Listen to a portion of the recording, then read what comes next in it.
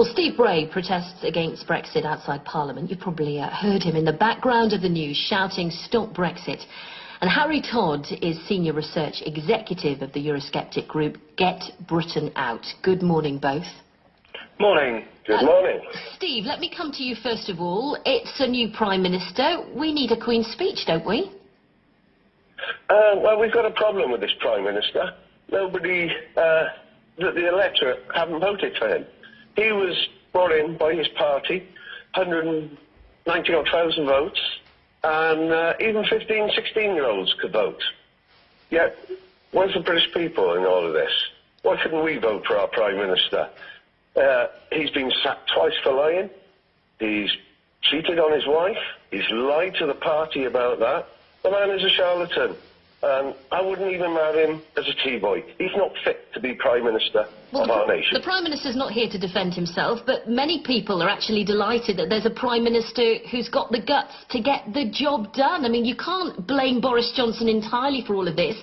He's adopted something that has literally gone on for 3 years. Isn't he just trying to get the job done, Steve? No, absolutely not. Look, if Brexit is stopped, it all ends here and now. Brexit is just, to leave the European Union, is just the first hurdle of hundreds. This will go on for decades. Negotiations, deals. And to negotiate with other countries, they want something in return. And that's often freedom of movement too. So if we do a trade deal with India, they'll want freedom of movement. If we do a trade deal with Pakistan, same thing. And what is it we actually trade? Well, the world queuing up to buy from us. We're mostly financial services, 80%. And you don't need trade deals for financial services around the world. Harry, we are shooting ourselves in the foot. Harry, this is a deeply divisive issue, and we're hearing that a petition now against the suspension of Parliament has reached 1 million signatures. Do you think that the government should be sitting up and paying attention to that?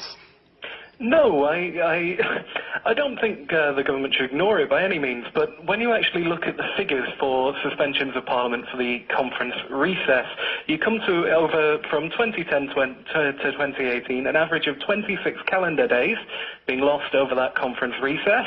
Boris is proposing that at the latest point of suspension, the 12th I believe it is, Parliament will be losing only 32 days, and at the earliest 35 days. So we're not talking about a huge number of days being lost here. It's broadly in line with the average figure that we've been seeing over the last 10 years. But these are unprecedented times, really, aren't they? I mean, isn't there a need for debate at this critical moment? We've had 3.5 years of debate over Brexit. What more is going to be said in these extra few days that hasn't already been said? Both sides are already in their positions. I'm sure if people really wanted to, the average man in the pub could regurgitate both sides' positions without any stumbling or umming or ahhing with perfect clarity. Steve, we are at a more is point to be where said? everything about Brexit has been said and will be said, and as you've pointed out, Boris is getting on with it now because someone has to unjam this logjam. Steve, how do you respond to that? Well, look, Harry is a paid protester. He's under Richard Tice. And you set up a Parliament. I no longer work with Steve, Steve. Hi, by the way. Okay. How are you doing, Harry?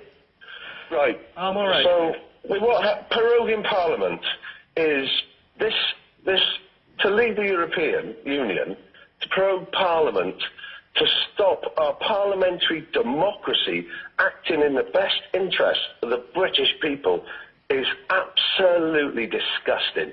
It is the lowest of the low that any Prime Minister would do to our nation. And I'm very patriotic. I'm European, I'm British, I'm Welsh, and I'm proud to be that. And for Boris Johnson to actually stop the democracy of Parliament is on such a major constitutional change. Brexit is going to destroy our nation. £1 trillion has already been lost around this time in investment. Say again, Harry. As I've just pointed out, Steve, it's not a major constitutional change. Parliament is normally not sitting during this time. Boris is proposing to add maybe a few days to that.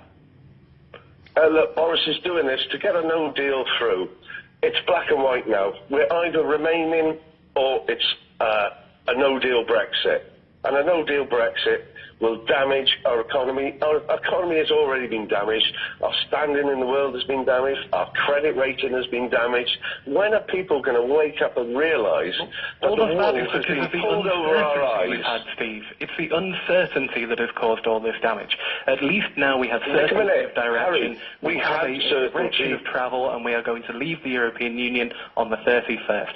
That is what markets will look at. Markets will respond to that.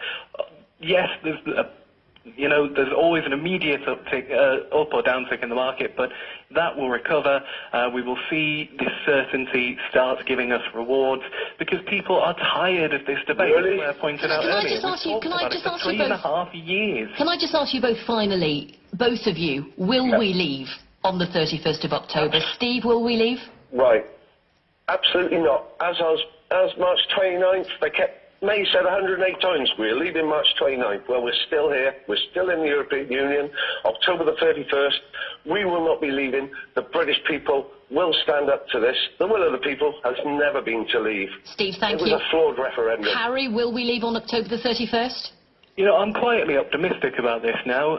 Theresa May and Boris Johnson are worlds apart. We now have a Prime Minister who I think is willing to stick to his guns and deliver on what he's promised, which is fantastic because, as I said, that'll provide certainty for the country. That's what businesses are crying out for. It's what the people are crying out for. And 17.4 million people gave him a mandate to do that. We will leave it there. Steve, Bray, Harry, Todd, thank you very much.